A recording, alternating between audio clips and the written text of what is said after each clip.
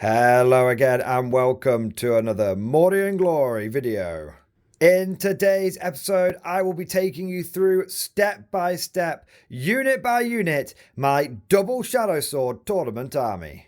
This list will be going to a tournament very soon where we will be testing it in the heart of battle in the crucible of war. And so without further ado, let's not mess around with this one, guys. Let's fix bayonets and charge right into today's episode. Attention conscripts, I am excited to announce the launch of the official second Mordian Glory channel.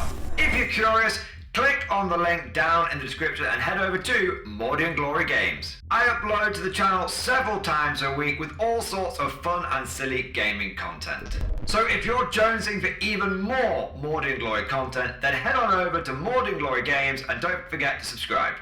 So first things first to mention about this list, it is going to be taken in an Imperial Guard Combined Arms detachment, and that's because that's the only detachment that we have for the Guard, and it is 2,000 points on the nose at the time of recording. The theme behind this list, or should I say meme, is of course the double Shadowsword.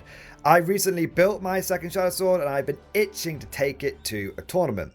And also, this is kind of a follow-up list. Because at the beginning of 10th edition, I went to a tournament with double Super Heavy. I had a Shadowsword and I had a Baneblade. And I came away from that experience thinking that Guard Super Heavies were very good, but wishing, praying that I had 2 Shadowswords. So we're finally going to see what will happen if you take double Shadowsword to the competitive meta. But now let's get into the list itself, into the nitty gritty. And we are going to start with, as is tradition, the Infantry Corps. Every day in the Corps, it's like a day on the farm. Every meal, a banquet, every paycheck a fortune, every formation a parade. I love the Corps. Now some of you might be confused because I am pointing at a bunch of chimeras, but inside each of these 5 chimeras, each one equipped with double heavy bolter and a heavy stubber, and of course we've got the hunter killer missiles and the lad's gonna raise, is 10 Catachan jungle fighters. Each Catachan Jungle Fighter Squad is going to have a Voxcaster and double Flamer. This will form not only the core of my objective control, my primary game, the use of going out there and taking those main objectives, but also will be forming a fast-moving screen thanks to the fact that the scout move of the Catachans does transplant onto the chimeras that they will be riding in. I have to say, normally I would prefer to take 6 chimeras, but the points did not quite allow it. But fortunately, I think I've still got enough primary game here. I think I've also got some good secondary game here with the movers, but I have managed to bulk out my infantry corps and my indirect fire at the same time by going for a Gigablob of Scions. This 15-man Scion squad will be doing multiple roles in my army. Firstly, it's going to add an additional 15 bodies to the list and essentially act as a pseudo 6th infantry squad, as it were. We've also got a hell of a lot of direct firepower here with the double plasma gun, double melter gun, plasma pistol of the main squad, and then of course all of the special weapons of the command squad as well. We've got a melter gun, a plasma gun, and we've also got a hotshot volley gun, and don't forget the plasma pistol of the Tempesta as well. But it's not just bulking out the ranks and doing damage, which is important. These guys are also going to be doing some secondary game for me because of course they can deep strike, and they're going to be the prime target for reinforcements because if I drop down, smash the entire air, kill anything with more than 2 legs, then die because Scions are quite fragile, I'll be able to spend 2 CP on the 10-man squad there, get them back into reserve and bring them down again, which will hopefully help with getting some secondaries as well as doing some more firepower. And speaking of firepower, these guys are my pseudo indirect fire of the army. You see, I always like to have a bit of indirect fire on my list, but normally I go for double basilisk, but I just, no matter how much I tweaked and prodded and poked the list, I could just not get double basilisk in the army. I could get 1 basilisk, but I feel like taking 1 basilisk, you might as well take non-basilisk. So I thought, you know what? Let's take a Gigablob of Scions instead. That will help me do indirect fire. That will boost some damage output. Not that I need it with a Shadow Swords, but hey, you can never go wrong with too much firepower. And it gets more bodies in this, and it helps me with secondary game as well. Speaking of secondary game, we then have our units over here, and we have got a Commissar. I had 30 points left over in the list, and I thought, you know what? Sticking a cheeky Commissar in reserve is a great way of being able to come in from strategic reserve on turn 2 or turn 3 and get those points. If turn 3 I draw behind enemy lines, then I think bringing this guy in is a great way of being able to snatch those secondary points up.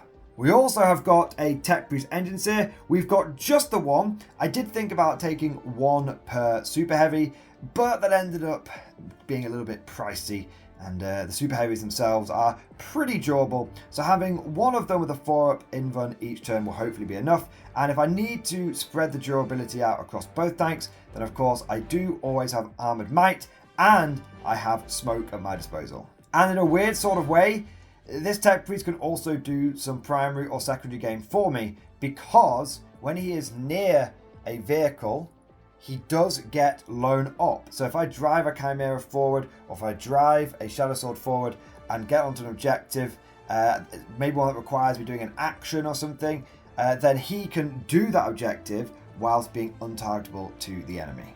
But we've been holding off for long enough. We have got to get to the main stars of the show, the double Shadowsword.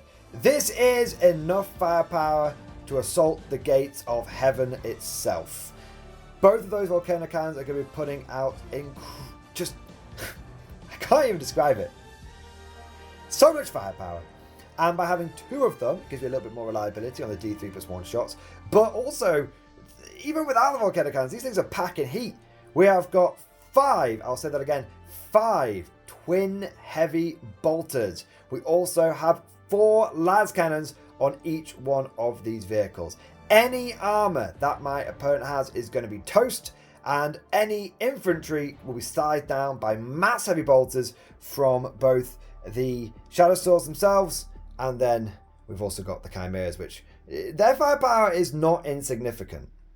My main plan with the Shadowswords is to have them park on a firing lane and to be able to just lock that thing down and take advantage of the fact that they do have the heavy special rule, meaning that they will hit on 2s if I give them the take aim order. But I'm not going to be coy with it. If I see that my opponent just doesn't have the anti-tank to handle double Shadowsword, I will take them and I will shove them down his throat and use them essentially as assault guns. It's important when you're using big units like this to make sure you're always getting the most out of them. And sometimes, even if you've got a game plan and how you think you're going to use them, like sitting back and blasting, if you need to mix it up, don't be afraid to do so. Now, I mentioned giving these bad boys the take aim order, and that is going to come from my last unit, or should I say cluster of units, the Supreme Command Blob. Lord Solar Leontus, plus a blob of Kriegsmen, plus a platoon command squad. The Lord Solar can order any unit in the Imperial Guard, so he is one of the few units that can actually order super heavies around. He'll have one spare order that will probably be able to go on one of the Chimeras each turn. And then we've also got the Krieg Blob. Now, normally I go for a catch-on unit because it's a bit cheaper, but I had 10 points left over and I couldn't spend on anything else. So I thought, you know what, let's make them a Krieg Blob, and that gets me the Krieg Medic. And if my opponent has any indirect fire and tries to use it to break the blob apart, that Krieg Medic should hopefully make that job just a little bit harder. Speaking of medics, we have the Platoon Command Squad. Of course, we've gone for a mortar there, so we can use Fields of Fire with the Lord Solar generating the extra CP to make that possible every turn. We've got a medic in there, again, just some insurance against any enemy attempts to break the blob apart. And we've also got the Platoon Commander with his Power Fist and Plasma Pistol. This unit will be staying on my home objective pretty much every single game, just locking it down, spaffing out mortar rounds, doing Fields of Fire, and ordering the units that need to be ordered. In total, we are looking at 7 vehicles, 2 of which are super heavies. We've also got a total of 80 infantry in this list, with the 50 in the vehicles, and then 15 there, and then 15 there. And we've also got 3 characters, not including the platoon command squads. As surprising as this may sound to non-Imperial Guard players, this does feel like quite an elite army, and it really goes to show that even with taking 2 of the cheapest Guard super heavies, it still really does cut into your points. In an ideal world, I would have a 6 Chimera here, and in an ideal world, I would have this guy as a 5-man unit of Scions, and these guys would be double Basilisk. But because those points just aren't quite there, we have had to make some sacrifices to get the big boys in the list while still doing our level best to cover all of the guard pillars: infantry, tanks, artillery, and secondary game. And overall, I do think we have managed to achieve it.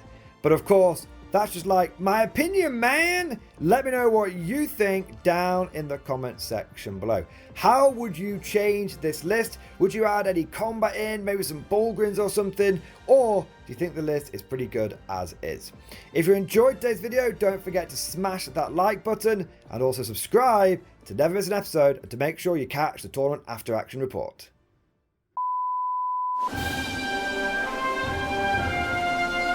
Would you like to know more?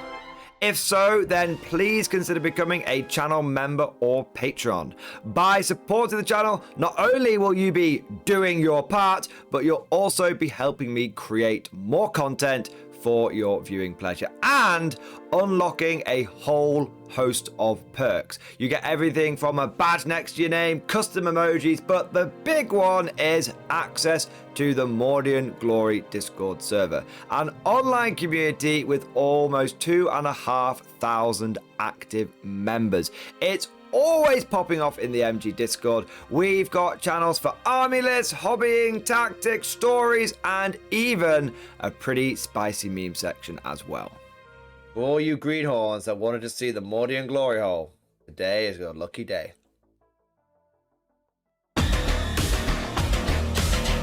And joking aside, I do want to say a massive thank you to all of the current channel members and patrons.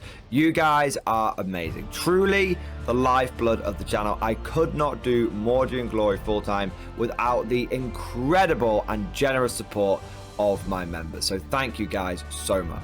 And last but certainly not least, I want to say a personal thank you to all of my top tier Patreons. These are the War Masters, the people who have truly gone above and beyond the call of duty.